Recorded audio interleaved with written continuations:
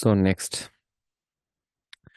এখানে বলছে patient with leg pain since few weeks, but now parents notice having ecchymosis on the back.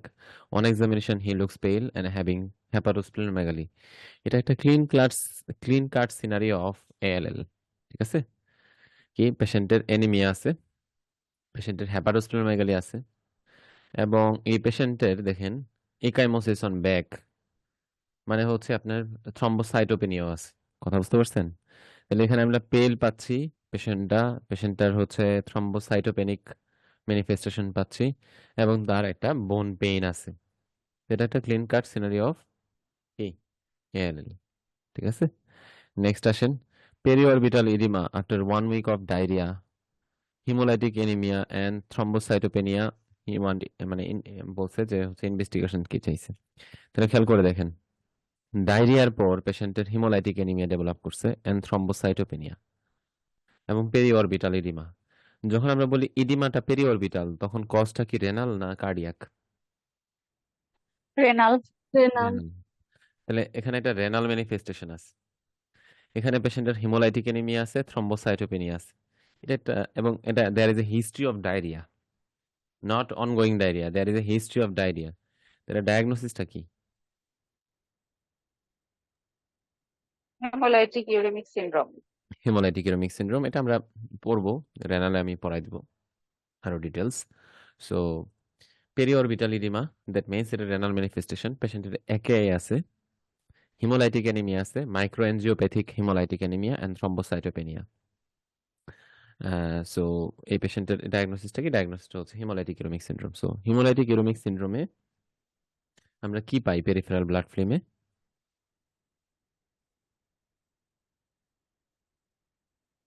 Peripheral blood ফিল্মে আমরা haemolytic uraemic সিনড্রোমে schistocyte পাই। তাহলে বলছে যে কি ইনভেস্টিগেশন আমরা করব? তাহলে আমরা পেরিফেরাল ব্লাড ফিল্ম করব এখানে। ঠিক আছে, পেরিফেরাল স্মিয়ার। সো নেক্সট আসেন হচ্ছে মেকুলোপেপুলার পারপিউরিক র্যাশ এন্ড আর্থ্রাইটিস। তাহলে আপনি এখানে জুভেনাইল ইডিওপ্যাথিক আর্থ্রাইটিস আমরা দিব? বলেন। ইউজুয়ালি আমরা দিব না, কেন? না। মেকুলোপে না, দেখেন এখানে মেকুলোপেপুলার পারপিউরিক র্যাশ, এই কোশ্চেন গুলো আসলে আরেকটু ইলাবোরেট থাকে, এত শর্টকাট না। মেকুলোপেপুলার পারপিউরিক র্যাশ এন্ড আর্থ্রাইটিস, এটা usual features of, that is আমরা বলি নন থ্রম্বোসাইটোপেনিক পারপিউরা, এন্ড সাথে যদি আর্থ্রাইটিস থাকে, এটা ডায়াগনোসিসটা সবার আগে আপনার এইচএসপি আসবে। জুভেনাইল ইডিওপ্যাথিক আর্থ্রাইটিসে মেকুলোপেপুলার র্যাশ আসে, যেটা সিস্টেমিক কনসেপ্ট, বাট পারপিউরিক র্যাশ আসে না। আর্থ্রাইটিস থাকে বাট হচ্ছে পারপিউরিক র্যাশ থাকে না। 4 or 5 months old, breastfeeding, oil baby found to have hemoglobin com, so what to do?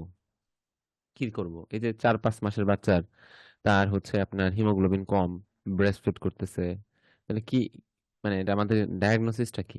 ডায়াগনোসিসটা mainly কি? Iron deficiency anaemia. এখন এই জায়গায় এই কোশ্চেনটাও আসলে আরো আরো ইলাবোরেট, যে এই পেশেন্টটা হচ্ছে খাচ্ছে কি? খাচ্ছে হচ্ছে আপনার ফর্মুলা মিল্ক। না না না, ফর্মুলা মিল্ক এটা দেয়া নাই, ব্রেস্ট ফিট।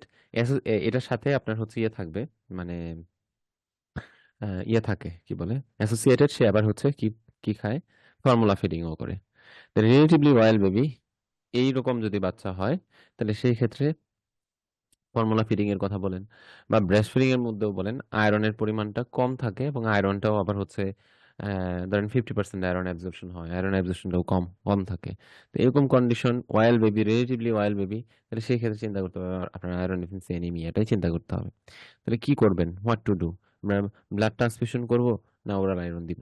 ইউজুয়ালি আমরা হচ্ছে less than 5 যদি হয়, তাহলে সেই ক্ষেত্রে আপনার ব্লাড ট্রান্সফিউশন আমরা দিই।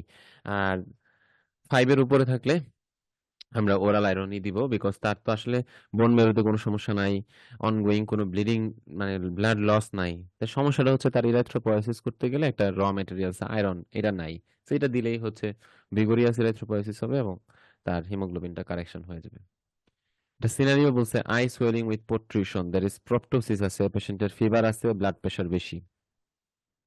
এটা কি বলবো আমরা? এটা হাইপার থাইরয়েড বলা যাবে? হাইপার থাইরয়েড বলেন।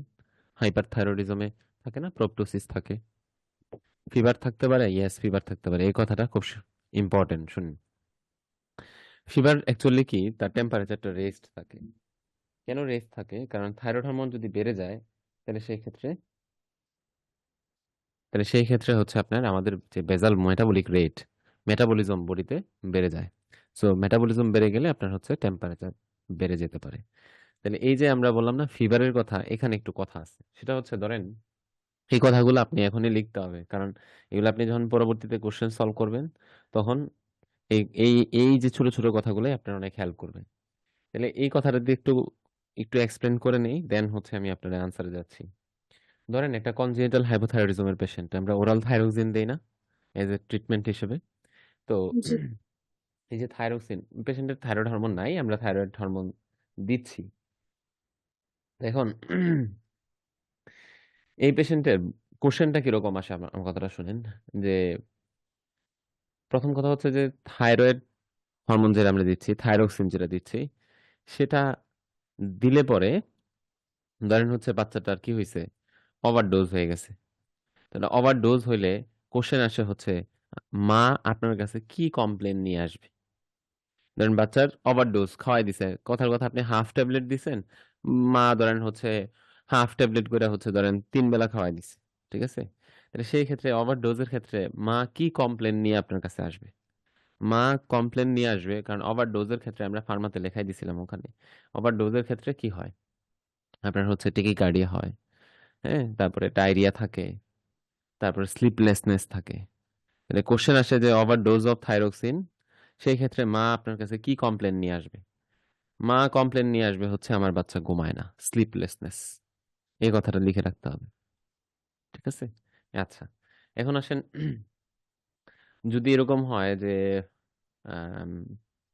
পেশেন্টের মানে থাইরোক্সিনটা এত বেশি দেওয়া হয়েছে এটা টক্সিসিটি ডেভেলপ করে গেছে।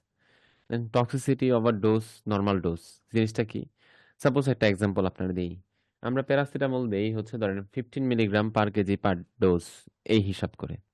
এখন আমি যদি হচ্ছে কোনো একটা পেশেন্টরে 50 মিলিগ্রাম পার কেজি পার ডোজ দিয়ে দিই, এটা কি ওভার ডোজ না এটা টক্সিক ডোজ? টক্সিক। না, টক্সিক ডোজ আরো আরো বেশি, 200 মিলিগ্রামের বেশি, এটা ওভার ডোজ। তাহলে 15 মিলিগ্রাম পার কেজি পার ডোজ তার পাওয়ার কথা, কিন্তু আপনি ধরেন দিয়ে দিচ্ছেন তারে 50 মিলিগ্রাম পার কেজি পার ডোজ। এটা কি? এটা ওভার ডোজ, এটা টক্সিক টক্সিক লেভেলে যায় না, বাট এটা ওভার ডোজ। আচ্ছা, টক্সিক ডোজটা ধরেন 200 মিলিগ্রাম পার কেজির বেশি যদি হয় তাহলে সেই ক্ষেত্রে আপনি বলবেন এটা টক্সিক ডোজ। তাহলে থাইরোক্সিনটা যখন হচ্ছে অনেক বেশি পরিমাণে দেওয়া হয়, যদি টক্সিসিটি ডেভেলপ করে, তাইলে পরে পেশেন্ট কি নিয়ে প্রেজেন্ট করবে? কি বললাম আমি? যে থাইরোক্সিন যদি টক্সিসিটি নিয়ে প্রেজেন্ট করে তাহলে কি নিয়ে প্রেজেন্ট করবে পেশেন্ট? পেশেন্ট প্রেজেন্ট করবে ফিভার নিয়ে।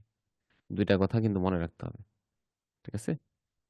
এটা হচ্ছে ওভারডোজ হয়ে গেলে মা কি ফিচার্স নিয়ে আপনার কাছে আসবে, সেটা হচ্ছে আমার বাচ্চা ঘুমায় না, স্লিপলেসনেস। আর যদি থাইরোক্সিনের টক্সিসিটি ডেভেলপ করে তাহলে ফার্স্ট প্রেজেন্টিং ফিচার্স হবে ফিভার। তাহলে এখানে আসেনি, ওই জায়গায় বলছে যে eye swelling with protrusion, that is proptosis আছে, ফিভার আছে, বিপি অনেক বেশি। তাহলে প্রথম দুইটা ক্রাইটেরিয়া হাইপারথাইরয়েডিজমের সাথে যায়, বাট বিপি বেশি এটা যাচ্ছে না হাইপারথাইরয়েডিজমের সাথে। আচ্ছা, তারপরে বলছে ল্যাঙ্গার হ্যান্স হিস্টিওসাইটোসিস, এটা এক ধরনের ক্যান্সার। সো এটাতে আপনার হচ্ছে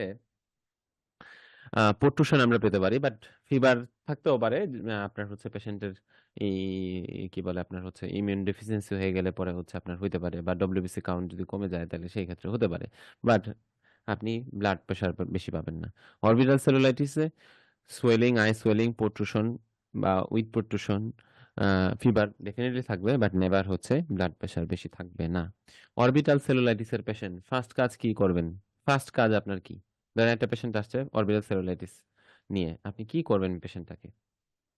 আমরা লেখাই দিছিলাম অরবিটাল সেলুলাইটিস। রেফার করতে। আই। রেফার করবো, অপথলমোলজিক্যাল রেফারেল আমরা অপথলমোলজি। দিব, ঠিক আছে, উইদিন 4 আওয়ার্স ফর ড্রেনেজের জন্য। তো এটার আনসারটা কি? এটার আনসারটা হচ্ছে নিউরোব্লাস্টোমা, বিকজ ফিভার, তারপরে হচ্ছে আপনার protrusion and high blood pressure goes in favour of neuroblastoma. Turkish patient 1 year old fail to thrive এবং হেপাটোস্প্লেনোমেগালি আছে। Again microcytic hypochromic anaemia, hepatosplenomegaly. তাহলে আপনার কিন্তু ডিফারেন্সিয়ালস গুলো অনেক শর্ট হয়ে আসছে এখানে। তাহলে কি আপনি জানেন মাইক্রোসাইটিক হাইপোক্রোমিক অ্যানিমিয়া কোনগুলা? এর মধ্যে হেপাটোস্প্লেনোমেগালি থাকে একটাতেই, that is thalassaemia, thalassaemia major. আমরা কেন মাইনর বললাম না? কারণ মাইনরে ইউজুয়ালি হিমোগ্লোবিন এত কমে না। ঠিক আছে, মাইনরে আপনার হেপাটোস্প্লেনোমেগালিটাও এত বেশি থাকে না। সো এটা থ্যালাসেমিয়া মেজর। উম, এটা একটা এথনিসিটি, খুব সম্ভবত মালয়েশিয়ান বা এরকম একটা কিছু হবে। Dark colour urine without hepatosplenomegaly, patient take herbal medicine. এই কোশ্চেনটা আমরা আগে পেয়ে আসছি জি6 পেডি। নর্দার্ন ইউরোপ এর পেশেন্টের, নর্দার্ন ইউরোপিয়ান একটা পেশেন্ট, তার মাইল্ড জন্ডিস আছে for 1 day during neonatal period, 2 sisters are normal. এবং এই পেশেন্টের হচ্ছে, খেয়াল করে দেখেন, নর্দার্ন ইউরোপের একটা বাচ্চা, তার মাইল্ড জন্ডিস আছে for 1 day, 3 years with mild jaundice 1 day during neonatal। আচ্ছা, এটা এই কোশ্চেনটা এরকম যে হচ্ছে 3 years মাইল্ড জন্ডিস ছিল তার নিওনাটাল পিরিয়ডে, 2টা সিস্টার তার আছে, তার নর্মাল, এবং এই পেশেন্টের অনলি স্প্লেনোমেগালি আছে। তাহলে এটা আমরা কি বলবো? স্ফেরোসাইটোসিস বলবো। কেন স্ফেরোসাইটোসিস বলবো? বিকজ নর্দার্ন ইউরোপিয়ান পেশেন্ট, ইউরোপিয়ানদের মোস্ট কমন হচ্ছে হিমোলাইটিক অ্যানিমিয়া, এই স্ফেরোসাইটোসিস। এবং স্ফেরোসাইটোসিসে এগেন আমরা কি জানি, এখানে কি পাই আমরা? অনলি স্প্লেনোমেগালি থাকে। এই এই পেশেন্টের নিউরেটাল জন্ডিস যদি থাকে, এই পেশেন্টের কি ফ্যামিলি হিস্ট্রিতে আর কোনো ডিজিজ হওয়ার চান্সেস আছে? গলস্টোনের একটা হিস্ট্রি থাকে, গলস্টোন। এবং আপনি পরীক্ষাতে দেখবেন যে there is a family history of gall bladder surgery, মানে গল ব্লাডার রিমুভাল, কোলিসিস্টেক্টমির একটা হিস্ট্রি থাকবে। 2 year child of parents from Pakistan failure to thrive, breastfeeding till 1 year, now on solid food, unmodified cow's milk, pale. এই পর্যন্ত আমার কাছে প্রত্যেকটা মোমেন্টে আমার কাছে মনে হয়েছে কি ডায়াগনোসিস? এই পর্যন্ত কি মনে হয়েছে আপনার, বলেন তো? অনলি হচ্ছে টিল 1 year পর্যন্ত সে ব্রেস্ট ফিডিং করতেছে, নাও এখন তার হচ্ছে সলিড ফুড উইনিং স্টার্ট করা হয়েছে, এবং সে আনমডিফাইড কাউস মিল্ক খাচ্ছে এবং পেল। এই পর্যন্ত আপনার ডায়াগনোসিস কি? Iron deficiency anaemia. Iron deficiency anaemia. কিন্তু যখনই দেখতেছেন হেপাটোস্প্লেনোমেগালি, তখন আর আয়রন ডেফিসিয়েন্সি অ্যানিমিয়া নাই। ঠিক আছে, তাহলে এই পেশেন্টের এই পর্যন্ত, পেল পর্যন্ত মনে হচ্ছে যে না, এই পেশেন্টের আয়রন ডেফিসিয়েন্সি অ্যানিমিয়া আছে। বাট যখনই দেখলেন হেপাটোস্প্লেনোমেগালি, তখন পুরা কোশ্চেনই ঘুরে গেছে, মানে আনসারটাই ঘুরে গেছে। তাহলে এটা কি বলে? Thalassaemia. Haemoglobin, thalassaemia. Haemoglobin electrophoresis করব। Child with cough for 2 days and had taken herbal medicine. Okay, তার হিস্ট্রি আছে, তার হচ্ছে আপনার কাফ, এবং সে হার্বাল মেডিসিন, এরপরেই তার হচ্ছে ডার্ক ইউরিন ডেভেলপ করছে। তো এটা কি? জি6 PD. B6PD। Asian 6 6 haemoglobin, pallor, cousin, parents. আচ্ছা, যাই হোক, তার হেপাটোস্প্লেনোমেগালি আছে। তো এশিয়ান বাচ্চা, এই এই হচ্ছে আপনার হিমোগ্লোবিন, হেপাটোস্প্লেনোমেগালি আছে, তাহলে আপনার থ্যালাসেমিয়া আসবে। থ্যালাসেমিয়া। আচ্ছা, Pakistani boy, 2 years, pale, breast feeding until 1 year, solid food সে খাইছে, অ্যান্ড আনমডিফাইড কাউস মিল্ক আছে, এবং পেশেন্টের বলে দিছে নো হেপাটোস্প্লেনোমেগালি। এটা ডায়াগনোস আয়রন ডেফিসিয়েন্সি অ্যানিমিয়া। খেয়াল করে দেখেন এই কোশ্চেনটা, পুরো সেম। হ্যাঁ না, সেম হলেও একটু চেঞ্জ আছে আর কি। এই কোশ্চেনটা যদিও এটা 2018-তে দিছে না, এটা অ্যাকচুয়ালি হচ্ছে, এটা 18-তে না, অন্য আরেকটা সেশনে আসছে, হয়তো একসাথে লিখে ফেলছে আর কি এখানে। তো এই যে আমরা বলি না রিপিট কোশ্চেন, আপনার রিপিট কোশ্চেনের মধ্যে এই ধরনের চেঞ্জেস থাকে। দেখেন এইটুকু চেঞ্জের কারণে আপনি যে ধরতে পারছেন, নাহলে এই যে পাকিস্তানি সিমিলার সিনারিও, একদম same to same copy paste একটা কোশ্চেন যখন আসবে, আপনি চিন্তা করবেন আমি তো রিকল মুখস্থ করে আসছি। তো মুখস্থ করে তো আসছেন, এখন হচ্ছে এখানে আপনি থ্যালাসেমিয়া দিয়ে দিলেন এবং আনসার আপনার ভুল হয়ে গেল। কেন? কারণ আপনি কোশ্চেনটা পড়েননি। সো ডেফিনেটলি আপনার রিকল তো পড়তেই হবে, রিকল মেন। কিন্তু এই জায়গায় থিওরি যদি আপনি ভালো না পারেন, তাহলে এগুলো ধরতেই পারবেন না। ঠিক আছে, কেন? হেপাটোস্প্লেনোমেগালি নাই। সো দ্যাটস ওয়াই আমরা এটা আয়রন ডেফিসিয়েন্সি অ্যানিমিয়া রাখবো। A child with history of viral infection, before then he becomes pale, hemoglobin low and WBC normal। আচ্ছা, তার একটা হচ্ছে ভাইরাল ইনফেকশন ছিল, এবং এরপরে সে পেল হয়ে গেছে, হিমোগ্লোবিনটা তার লো, ডব্লিউবিসি নর্মাল। তো এখানে আসেন, আমরা একটা একটা করে আসি।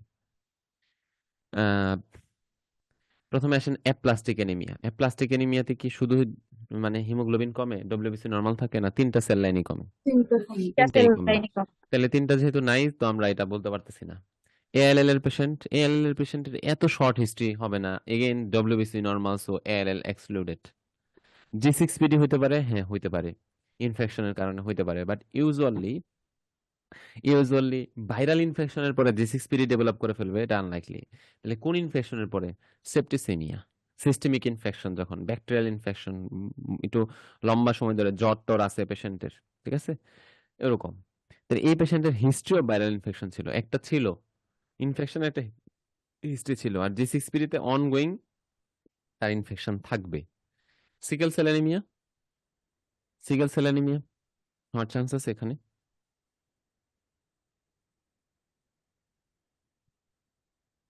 সিকেল সেল অ্যানিমিয়া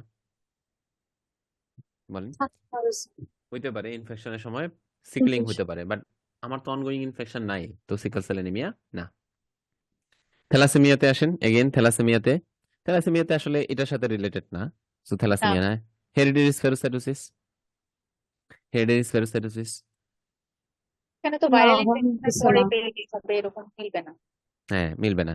তাহলে এখন আসেন হচ্ছে এএলএল তো আমরা বললামই, এখন এই জায়গায় আসলে অপশনের মধ্যে নাই, অপশনের মধ্যে ছিল অ্যাপ্লাস্টিক, অ্যাপ্লাস্টিক এনিমিয়া না, অ্যাকচুয়ালি এটা কেটে লেখেন, অ্যাপ্লাস্টিক এনিমিয়া না, আমরা বলবো এটা কি? Aplastic plastic crisis. Crisis. Crisis.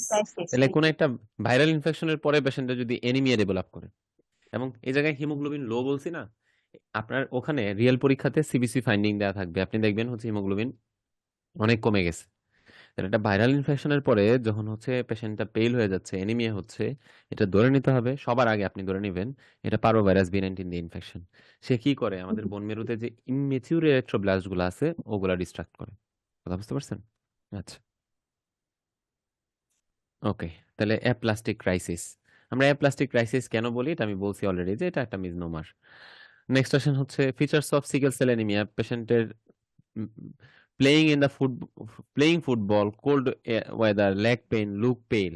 তাহলে features of sickle cell anaemia বলতে পেশেন্টের কোশ্চেনে সিকেল সেল অ্যানিমিয়ার ফিচার ছিল, এবং পেশেন্টের এক্সারসাইজের হিস্ট্রি আছে, কোল্ড এনভায়রনমেন্টে এক্সপোজারের হিস্ট্রি আছে, এবং নাও পেশেন্ট প্রেজেন্ট করছে কি নিয়ে? লেগ পেইন, লেগ পেইন নিয়ে, হতে পারে তার ড্যাকটাইলাইটিস ডেভেলপ করছে। কথা বুঝতে পারছেন? তাহলে এটা কি? Sickle cell anaemia. কারণ আমরা জানি না এই সব ফ্যাক্টর গুলাতে আমরা বলছি যে এই এই সিকলিং। কন্ডিশন গুলা সিকলিংটারে পটেনশিয়েট করে। আচ্ছা, child with pallor and splenomegaly, তাহলে splenomegaly, child with pallor with splenomegaly, এত শর্ট কোশ্চেন থাকবে না। হ্যাঁ, এত শর্ট কোশ্চেন থাকবে না, কোশ্চেন গুলো একটু এলাবোরেটেড থাকবে আর কি। সো ইউজুয়ালি এটা হেরিডিটারি স্ফেরোসাইটোসিস, বাট এত শর্ট কোশ্চেন থাকবে না।